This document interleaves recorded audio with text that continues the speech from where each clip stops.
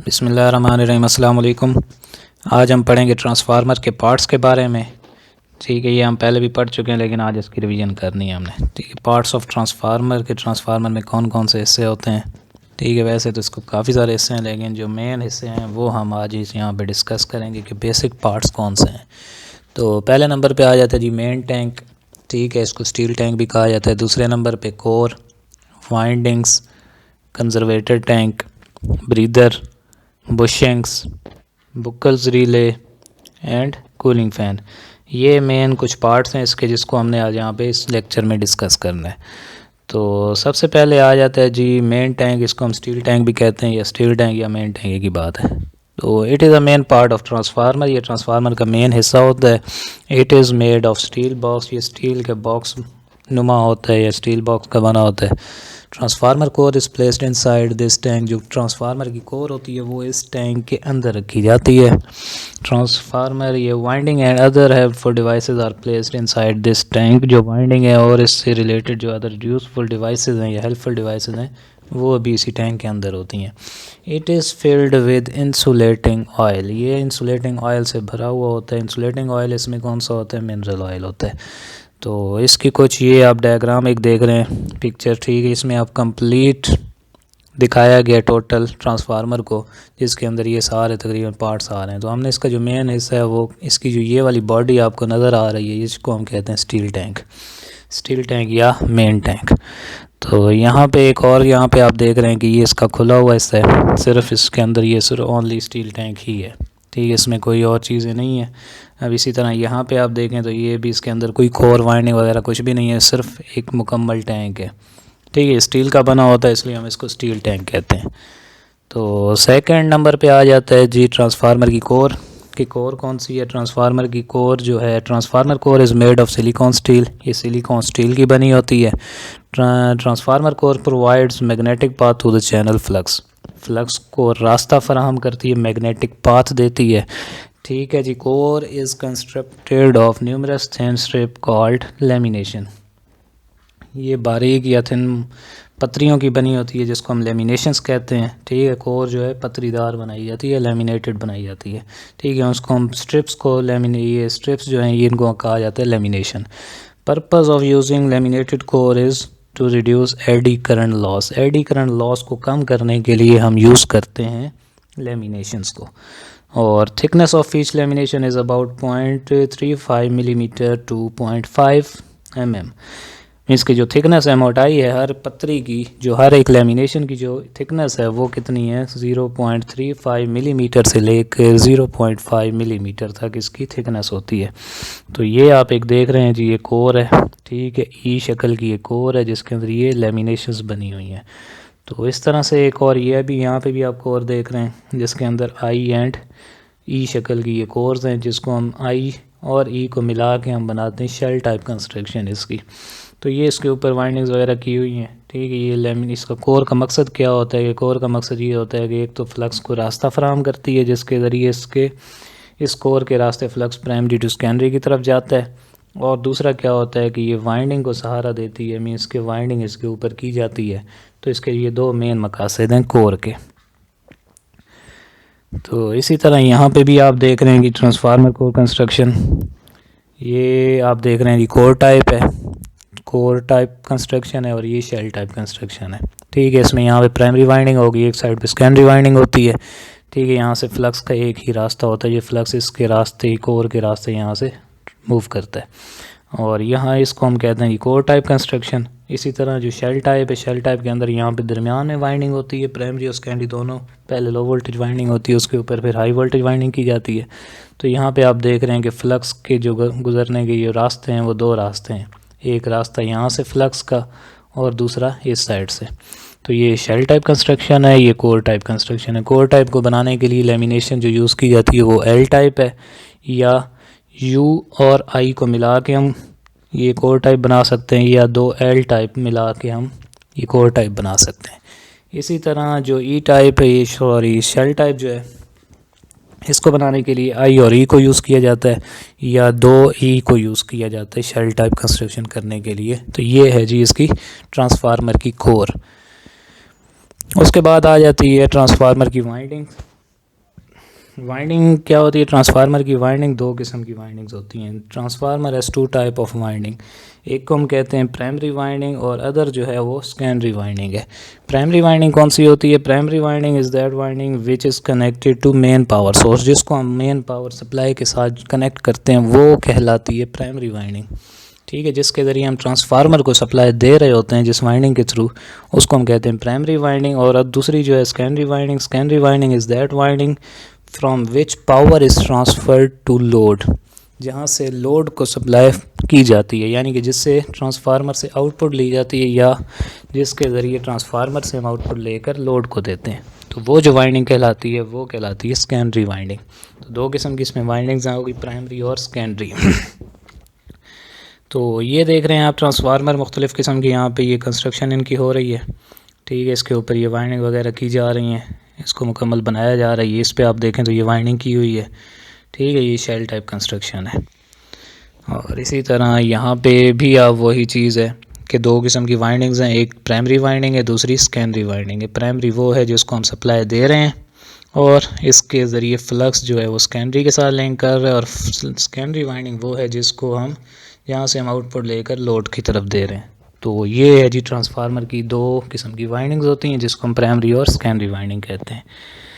Next जो part है वो है जी इसकी कंजर्वेटर टैंक। कंजर्वेटर टैंक इसको कहते हैं। This is a cylindrical tank mounted on the roof of transformer main tank. Transformer के मेन टैंक के ऊपर एक सिलेंड्रिकल टैंक होता है जो ट्रांसफार्मर की रूफ के ऊपर यानी ट्रांसफार्मर की छत के ऊपर ही मेन ट्रांसफार्मर के मेन टैंक के ऊपर लगा होता है। इसको हम कहते हैं conservator tank. The main function of conservator tank is to provide adequate space for expansion of oil inside the transformer. कि ट्रांसफार्मर के जो मेन टैंक के अंदर ऑयल है वो जब फैलता है तो उसको ये एक्सपेंशन जब होती है उसकी, तो उसको ये मुनासिब जगह फराहम करता है, स्पेस फराहम करता है। ठीक है, जब कैसे वो फैलती है, जैसे आप ये देख रहे हैं इसकी ये डायग्राम, ये है जी, इसको हम कहते हैं कंजर्वेटर टैंक। ये मेन टैंक के बिल्कुल ऊपर लगा होता है। तो इसमें आप देखें तो ये जो ट्रांसफार्मर का मेन टैंक है, ठीक है, ये वाला, इसके ऊपर ये कंजर्वेटर टैंक लगा हुआ है। इसका मकसद क्या होता है कि जिस टाइम ऑयल इसके अंदर, क्योंकि ये मेन टैंक जो है ऑयल से भरा होता है, और जब ऑयल इसके अंदर फैलता है गर्म होकर, ठीक है, ये ट्रांसफार्मर हो गया, इसका ये मेन टैंक है। जब इसके अंदर ऑयल, क्योंकि जिस टाइम लोड ज़्यादा होता है, वाइंडिंग हीटअप होती हैं, तो उसके अंदर जो ऑयल है ये गर्म होकर फैलता है। ठीक है, जब ऑयल गर्म होकर फैलेगा तो उस सूरत में क्या होगा कि ये ऑयल को यहाँ से ये इस पाइप के थ्रू होते हुए इसमें चला जाएगा कंजर्वेटर टैंक में, ये इसको स्पेस फराहम कर रहा है। और जिस टाइम दोबारा ये ठंडा होगा वापस अपनी पोजीशन पे वापस आ जाएगा। तो इसका कंजर्वेटर टैंक का मेन मकसद यही है कि इसने ऑयल के फैलने की सूरत में उसको जगह फराहम करनी है। तो उसके बाद आ जाता है जी ब्रीदर। ब्रीदर क्या है? जैसे कि नाम से ज़ाहिर है, ब्रीथ मीन्स के सांस लेना। ठीक है, तो transform breather is a device which used for breathing और ट्रांसफार्मर, जिसके ज़रिए हम ट्रांसफार्मर जो है वो सांस लेता है। जैसे हर इंसान अपनी सांस लेता है, तो ये जो रास्ता है, ये डिवाइस है ब्रीदर, इस ब्रीदर के रास्ते ट्रांसफार्मर सांस लेता है। कैसे लेता है कि एयर गो इन और out from transformer with the help of breather. इस ब्रीदर के रास्ते या इस ब्रीदर की मदद से जो हवा है वो ट्रांसफार्मर के अंदर भी जाती है और यहाँ से बाहर भी खारिज होती है। व्हेन हॉट ऑयल एक्सपैंड, जब ऑयल गर्म होकर फैलता है, उस सूरत में क्या होता है कि air go out from the transformer, and when oil contracts after cooling air enters in transformer. कि जिस टाइम ऑयल गर्म होकर फैलता है उस सूरत में हवा जो है वो ट्रांसफार्मर से बाहर खारिज होती है, और जिस टाइम ऑयल ठंडा होता है, ठीक है, ऑयल ठंडा होकर सुकड़ता है, उस सूरत में क्या होता है कि हवा इंटर होती है किसके रास्ते? इस ब्रीदर के रास्ते। तो breather one side is connected with conservator tank. Breather की एक साइड जो होती है वो कंजर्वेटर टैंक के साथ होती है। ठीक है, कनेक्टेड होती है। और दूसरी साइड से क्या होता है, एक जाली होती है ट्रांसफार्मर इसकी ब्रीदर की, नीचे एक साइड से जाली लगी होगी, दूसरी साइड जो होगी वो पाइप के ज़रिए कंजर्वेटर टैंक के साथ कनेक्टेड होती है। हवा जो है वो उस जाली के ज़रिए इंटर होती है और कंजर्वेटर टैंक में दाखिल होती है। It is fill of silica gel which absorb air moisture. ठीक है, यहाँ पे ये जो इसकी ब्रीदर है, breather full of silica gel होता है, सिलिका जेल से ये भरा हुआ होता है। ठीक है, जो इसका मेन मकसद क्या होता है कि हवा, जिस टाइम हवा इंटर हो रही है तो उसके अंदर जो मौजूद मॉइस्चर है, नमी है, उसको जज्ब करना। तो यहाँ पे आप देख रहे हैं कि ये जो है डायग्राम के अंदर, इस पिक्चर के अंदर ये एक ब्रीदर लगा हुआ है। ठीक है, इसके अंदर ये ब्लू कलर में सिलिका जेल भरी हुई है। तो यहाँ से हवा इंटर होती है और ये सिलिका जेल क्या करती है, उस हवा के अंदर मौजूद मॉइस्चर को या नमी को जज़्ब करती है, और जो खुश्क हवा है वो यहाँ से होते हुए इस कंजर्वेटर टैंक के रास्ते अंदर दाखिल होती है ट्रांसफार्मर के अंदर। तो ये आप देख रहे हैं कि इसकी कलर जो है ब्लू कलर है। खुश्क जो होगी, जो सही कंडीशन में होगी सिलिका जेल, उसका कलर ब्लू होगा। जिस टाइम ये मॉइस्चर को जज़्ब करते, नमी को मुसलसल जज़्ब करती रहेगी यहाँ से, और एक टाइम आएगा कि इसका जो कलर है वो पिंक होना शुरू हो जाएगा। और एट दी एंड क्या होगा, इसका कलर बिल्कुल जिस टाइम पिंक हो जाए, गुलाबी हो जाए, उस टाइम पे इसको चेंज कर दिया जाता है। तो यहाँ पे भी आप देख रहे हैं ये भी एक सिलिका जेल लगी हुई है, इसके साथ ब्रीदर लगा हुआ है, ब्रीदर के अंदर ये सिलिका जेल भरी हुई है। ठीक है, अब इसके अंदर आप देखें तो यहाँ पे ये दो लगे हुए हैं, एक बिल्कुल पिंक होता जा रहा है। अब ये पिंक हो गया, इसका मतलब ये है कि इसके अंदर मॉइस्चर बहुत ज़्यादा जज़्ब हो चुकी है। इस सूरत में क्या किया जाता है, इसको सिलिका जेल को रिकंडीशन किया जाता है। मतलब कि या तो इसको हम मुकम्मल तौर पर चेंज कर देंगे निकाल के, या इसको दोबारा यूज़ किया जाता है, रिकंडीशन किया जाता है। इसके मुख्तलिफ़ रिकंडीशनिंग के तरीके हैं, इसको गर्म करके या और मुख्तलिफ़ तरीके हैं इसके रिकंडीशन करने के, कि उसको दोबारा हम यूज़ कर सकते हैं। तो यहाँ पे भी आप देख रहे हैं कि ये एक बड़े ट्रांसफार्मर के साथ लगा हुआ है। ठीक है, ये सिलिका जेल है, ये ब्रीदर है मुकम्मल। ठीक है, यहाँ से ये एक साइड से हवा इंटर होगी और ये पाइप जो है ये ऊपर की तरफ इस ऊपर कंजर्वेटर टैंक के साथ कनेक्टेड है। तो यहाँ से हवा इंटर और आउट होती है। तो ये है जी ब्रीदर। उसके बाद आ जाता है बुशिंग। बुशिंग किसको कहते हैं कि बुशिंग वो आला है जिसके ज़रिए ट्रांसफार्मर को ट्रांसफार्मर के कनेक्शन जो हैं वो निकाले जाते हैं। तो क्या कहते हैं जी, bushing are use to bring winding terminal out of tank. ठीक है, and also use for insulation. Bushing जो है ये ट्रांसफार्मर टैंक से जो वाइंडिंग के टर्मिनल हैं उनको बाहर निकालने के लिए यूज़ की जाती है और इंसुलेशन के लिए भी यूज़ की जाती है। For example porcelain type bushings होती हैं। ठीक है, oil field and capacitor type bushing, ये तीन किस्म की बुशिंग यूज़ की जाती हैं। पोर्सलिन है या ऑयल फील्ड है या कैपेसिटर टाइप बुशिंग्स हैं। Arcing horns are also connected on the bushing to provide protection from lightning.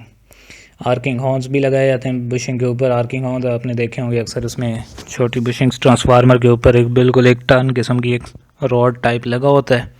ठीक है, जिसका मकसद क्या होता है कि इसने लाइटनिंग अरेस्टर के तौर पर वो काम कर रही होती है, कि जिस टाइम आसमानी बिजली से बचाने के लिए, ट्रांसफार्मर को आसमानी बिजली से बचाने के लिए इसके बुशिंग के ऊपर आर्किंग हॉर्न लगाए जाते हैं।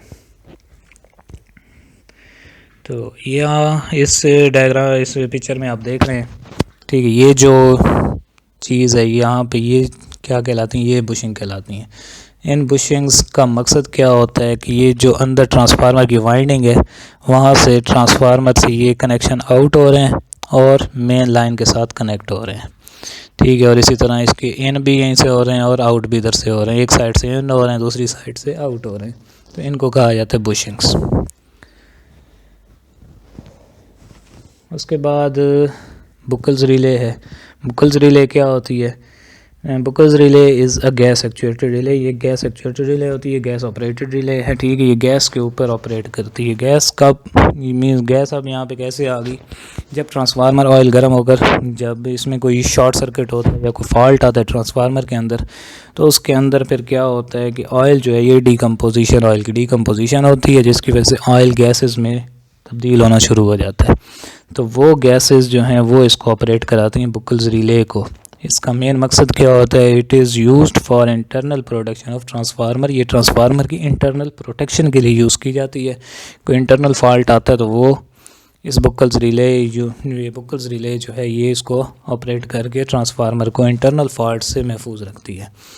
It is located in a pipe between conservator and main tank. Main tank और कंजर्वेटर टैंक के दरमियान में ये पाइप के अंदर लगी होती है। It has 2 floats and mercury switch. इसके अंदर 2 फ्लोट्स होते हैं और मर्करी स्विच होता है। One is connected to alarm circuit and other is with trip circuit. जो 2 फ्लोट्स होते हैं और 2 मर्करी स्विचेस होते हैं, एक जो होता है वो में इसमें अलार्म सर्किट्स के साथ कनेक्टेड होता है। ठीक है, कि जिस टाइम एक कोई फॉल्ट आएगा, लो वैल्यू फॉल्ट होगा, तो फिर अलार्म सर्किट ट्रिप करेगा। ठीक है, अलार्म बजना शुरू हो जाएगा। और जिस टाइम अगर कोई हैवी सीवियर फॉल्ट आ जाए तो उस टाइम ये ट्रिप सर्किट ऑपरेट करेगा। इस पे हम इसकी मुकम्मल जो वर्किंग है बुकल्स रिले की, इस पर एक अलहदा से ये पूरा एक टॉपिक है, तो इसमें हम अलहदा एक वीडियो बनाएंगे जिस पे ये मुकम्मल इसकी ऑपरेशन आपको सही तरह ये से समझ आ जाएगी बुकल्स रिले होती क्या है और ये कैसे ऑपरेट करती है।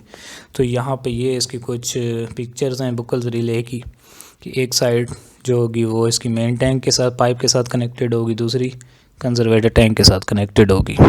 तो ये कुछ इसकी फिगर्स हैं बुकल्स रिले की। नेक्स्ट है जी कूलिंग फ़ैन। कूलिंग फ़ैन क्या होता है? पंखे होते हैं जो उसको ठंडा करने के लिए, ट्रांसफार्मर को ठंडा करने के लिए यूज़ किए जाते हैं। क्यों यूज़ किए जाते हैं? कि in 26 MV and above transformer cooling fan are also used on radiator. ठीक है, 26 MVA रेटिंग के या इससे अबव रेटिंग के जो ट्रांसफार्मर हैं, यानी कि बहुत बड़े साइज़ के जो ट्रांसफार्मर हैं, उनको ठंडा करने के लिए कूलिंग फ़ैन यूज़ किए जाते हैं विद रेडिएटर के साथ लगे होते हैं। रेडिएटर क्या होते हैं? रेडिएटर आपने देखे होंगे छोटे ट्रांसफार्मर जो आपकी गली मोहल्लों में लगे होते हैं। ठीक है, उसके साथ जो मेन टैंक के साथ अक्रॉस जो है वो कुछ इनकी ट्यूब्स लगी होती हैं।